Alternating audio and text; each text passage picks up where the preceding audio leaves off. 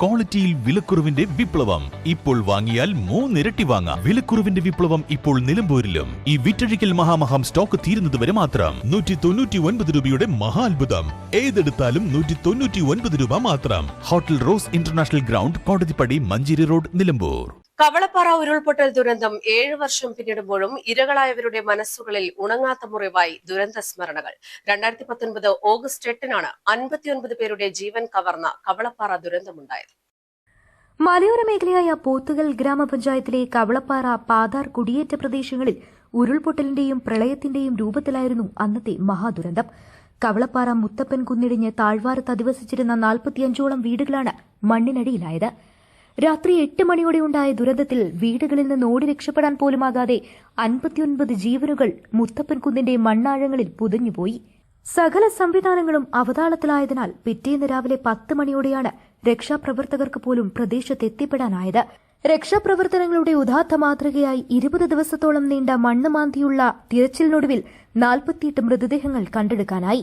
എന്നാൽ 11 ജീവനുകൾ മുത്തപ്പൻ കുന്നിന്റെ മഴിത്തട്ടിൽ ഇപ്പോഴും അന്ത്യവിശ്രമം കൊള്ളുന്നുണ്ട്. ഒരു കുടുംബത്തിലെ തന്നെ 4-5 അംഗങ്ങൾ പോലും ദുരന്തത്തിനിരകളായി. രക്ഷിക്കാൻ ശ്രമിക്കുന്നവരുടെ കൈവിട്ടുപോയ ഉറ്റവരുടെയും ഉടയവരുടെയും വേർപാടുകൾ ദുരന്തത്തിൽ നിന്നും രക്ഷപ്പെട്ടവരുടെ തോര കണ്ണീരിന് കാരണമായി. മാതാപിതാക്കളും ഭാര്യയും മക്കളും സഹോദരങ്ങളും ബന്ധുക്കളും സ്വന്തമുണ്ടായിരുന്ന മണ്ണും കാലങ്ങളായി അധ്വാനിച്ചുണ്ടാക്കിയ കൃഷിയിടവും മണ്ണിനടിയിൽ തകർന്നടിഞ്ഞപ്പോൾ ജീവൻ തിരിച്ചു കിട്ടിയത് കുറച്ചുപേർക്ക് മാത്രം. കവളപ്പാറ ഊരിലേതടക്കം 45 വീടുകളാണ് ഉരുൾപൊട്ടലിൽ മണ്ണിനടിയിലായത്.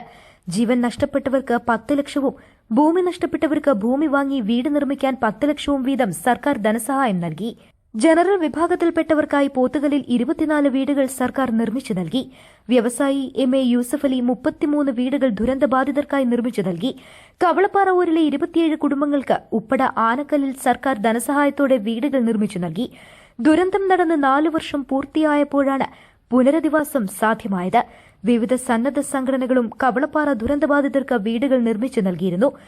അപകട സാധ്യതാ മേഖലയായി ജിയോളജി വിഭാഗം ഈ പ്രദേശത്തെ പ്രഖ്യാപിച്ചതിനാൽ ഇവിടെ നിന്നും മാറിപ്പോകേണ്ടിവന്ന കുടുംബങ്ങൾക്കും സർക്കാർ ധനസഹായം നൽകി. ഇതോടൊപ്പം പാതാർ, ഗർഭം കലക്കി മലകളിലെ ഉരുൾപൊട്ടലിൽ ഇഴുവാത്തോട്ടിലുണ്ടായ മലവെള്ളപ്പാച്ചിലിൽ 10ഓളം വീടുകൾ തകരുകയും പാതാർ ടൌൺ നാമാവശേഷമാവുകയും ചെയ്തിരുന്നു. ദുരന്തത്തിനിരകളായവർ പോത്തുകൽ, എടക്കര, ചുങ്കത്ര, വണ്ടൂർ തുടങ്ങിയ പഞ്ചായത്തുകളിലാണ് ഇപ്പോൾ അധിവസിക്കുന്നത്.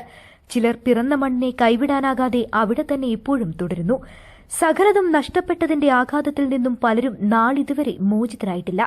സർക്കാരും വിവിധ സന്നദ്ധ സംഘടനകളും നൽകിയ നഷ്ടപരിഹാരങ്ങൾ ഏറ്റുവാങ്ങി വിവിധയിടങ്ങളിലായി പുതുജീവിതം കെട്ടിപ്പടുക്കുമ്പോഴും ദുരന്തസ്മരണകൾ മായാതെ ഇവരുടെ മനസ്സിൽ നിറഞ്ഞു നിൽക്കുകയാണ്.